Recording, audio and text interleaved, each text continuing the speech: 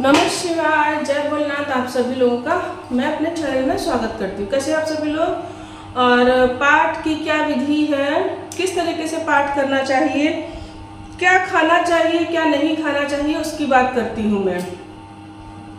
देखिए, पाठ की विधि मैं चैनल पर बता चुकी हूँ, फिर भी मैं थोड़ा सा बता दे रही हूँ कि जैसे कि अगर जो आपको संस्कृत का ज्ञान है तो आप पूरे पाठ कर लीजिए, ठीक है।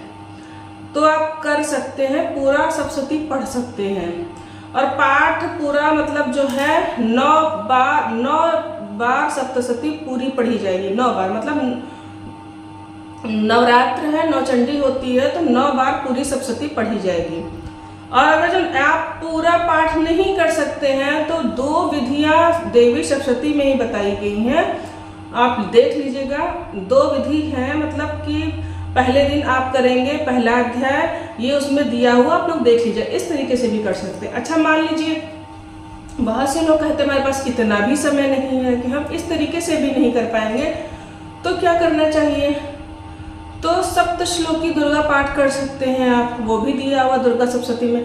कवच अर्गला कीलक करिए, अथर्व का पाठ करिए, इतना कर लीजिए, ठीक है। जैसे बहुत से लोग जॉब में हैं, सर्विस करते हैं, तो वो कहते हैं हम इतना नहीं कर पाएंगे, इतना समय नहीं है। दीपक जलाइए, व्रत तो आप रखते हैं तो बहुत ही अच्छी बात है। दीपक जलाइए, कवच अर्गला कीलक अथर्व कुंजिका स्तोत्र का पाठ करिए, ठीक है। और सप्तश्लोकी का मैं पाठ बता चुकी हूँ, इसका पाठ करिए।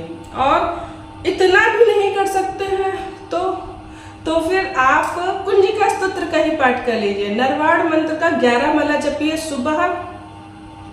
छोटा सा मंत्र है, बहुत बड़ा मंत्र नहीं है।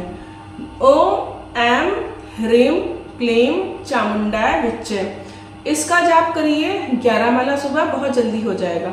शाम को करिए 11 पाठ, सुबह कुंजिका स्तोत्र के करिए 11 पाठ, शाम को कुंजिका स्तोत्र के करिए, लेकिन दीपक जलाकर ही करिएगा। और जब आप कुंजिका स्तोत्र या कवच अर्गला कीलक या किसी भी प्रकार का पाठ करेंगे तो माता का भोग भी होना चाहिए। एक तो दीपक होना चाहिए माता का प्रज्वलित, दूसरा उनका भोग भी होना चाहिए। और भोग में बाहर का पेड़ा वगैरह मत चढ़ाइएगा। मैं आप लोगों से रिक्वेस्ट करती हूँ, जो घर में कुछ भी पेड़ा वगैरह बना लीजिएगा, घर में जो भी आप माता के भोग में बना सकते हैं वही रखिएगा। भोग में लौंग इलायची भी रखिएगा, लौंग का जोड़ा, इलायची, बताशा और माता का भोग। और जो भोग आप रखेंगे उसमें एक गुलाब का फूल अवश्य रख दीजिएगा। कोई लाल फूल, गुलाब रखे तो उसमें खुशबू अच्छी होती है, गुलाब रखे तो ज़्यादा अच्छा है। माता के भोग का स्पेशल नियम यही है, उसमें एक फूल जरूर होना चाहिए। ये मैं कोई नई चीज़ नहीं बता रही हूँ, सब भागवत की चीज़ें हैं, ठीक है। तो इस तरीके से अगर जो कुंजिका पढ़ रहे हैं तो भोग अवश्य होना चाहिए, दीपक अवश्य होना चाहिए, या कोई पाठ कर रहे हैं तो भोग अवश्य होना चाहिए माता का, ठीक है। तो क्योंकि कुंजिका स्तोत्र का जो पाठ होता है, तो जब आप पाठ करते हो 11 या 21, बहुत ज़्यादा मात्रा में जो है ऊर्जा उत्पन्न होती है, इसीलिए भोग होना चाहिए। और माता को आप जो चंदन जो होता है, चंदन की जो लकड़ी होती है, उसको घिसकर उसमें केसर मिलाकर माता को तिलक करिए नवरात्रों में। बहुत इसकी जो है विशेष महिमा है। गंगा मैया को किया जाता है, दुर्गा माता को किया जाता है।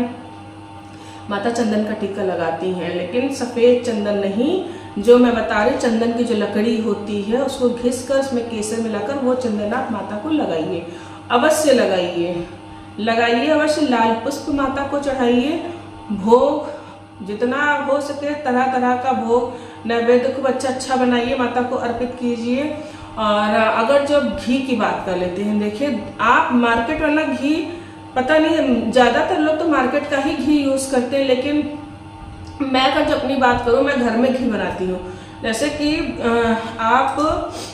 आपके घर में जितना भी दूध आता है, मलाई अगर जो पड़ रही है तो उसी मलाई को उतार कर घी बना सकते हैं, या मलाई आप मार्केट से भी खरीद सकते हैं, उसका घी बना सकते हैं। तो हमें पता है कि हमारा घी शुद्ध है, घी शुद्ध होना चाहिए। या तो मैं देखिए पतंजलि का मैं कोई घी, मुझे विश्वास है कि उसमें कोई चर्बी वगैरह नहीं मिली होती होगी, मुझे लगता है ऐसा। तो आप चाहो नहीं व्यवस्था हो पा रही, नहीं घी बना पा रहे, तो आप वो घी भी ले सकते हो। तो शुद्धता का, शुचिता का बहुत ध्यान रखना पड़ता है नवरात्र में। हो सके तो साड़ी ही पहनिए। माता जैसी हैं उनको वही रूप पसंद है, साड़ी में ही माता की पूजा स्थापना की जाती है। मैं खुद नवरात्र में साड़ी ही पहनती हूँ, कम से कम मैं 4-5 साड़ियाँ निकाल लेती हूँ मैं वही। और साड़ी भी ऐसी होनी चाहिए जिसको आपने सूतक पातक में ना पहना हो। मतलब सूतक पातक से मतलब है कि किसी का बच्चा जैसे हुआ, आप वहाँ गए हैं, किसी की मृत्यु में आप गए हैं, तो आप वो साड़ी ना पहने। तो कोरी साड़ी देखिए कोई ज़रूरी नहीं है, लेकिन आप सूतक पातक की साड़ी मत पहनिए। थोड़ी साफ स्वच्छ साड़ी जो है वो पहनिए। चमड़े की बेल्ट का इस्तेमाल पुरुष लोग ना करें। ये सब छोटी छोटी बातों का ध्यान रखना चाहिए। और नवरात्र आप करके अवश्य देखिए, अवश्य ही रखना चाहिए। क्या नहीं माता दे सकती हैं, सब कुछ देने में माता सक्षम है। अगर जो आप थोड़ा सा भी उनकी भाव से, भक्ति से उपासना करते हैं तो माता सब कुछ दे सकती हैं। वो सब कुछ लुटाने के लिए तैयार बैठी हैं। बस आपके अंदर भाव होनी चाहिए, भक्ति होनी चाहिए और उनको पाने की ललक होनी चाहिए। जैसे कि एक ये भजन है, तो मैं थोड़ा सा एक लाइन यहाँ पे गाकर आप लोगों को बता रही हूँ। मैया मैं व्याकुल तेरे बिना, मैया मैं व्याकुल तेरे बिना, जैसे अंधा व्याकुल नैनो बिना, ऐसे मैं व्याकुल तेरे बिना। मैया हो मैया मैं व्याकुल तेरे बिना।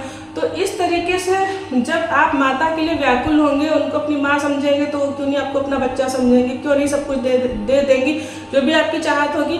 और कोई चाहत नहीं तो आपको मुक्ति देंगी, आपको अपना प्यार देंगी। यह हम चिंतित कामम तम तम प्राप्त निश्चितम, जो जो आप सोचेंगे आपको मिलता जाएगा। माता की शरण लीजिए, माता की आराधना कीजिए। माता की बहुत महिमा है, एक वीडियो में बताना संभव नहीं है, बहुत ज़्यादा महिमा है। तो और जो भी मुझे जानकारी, जितना भी मुझे पता है, मैं और शॉर्ट वीडियो में के माध्यम से आप लोगों को देती रहूँगी। तो चैनल को इसलिए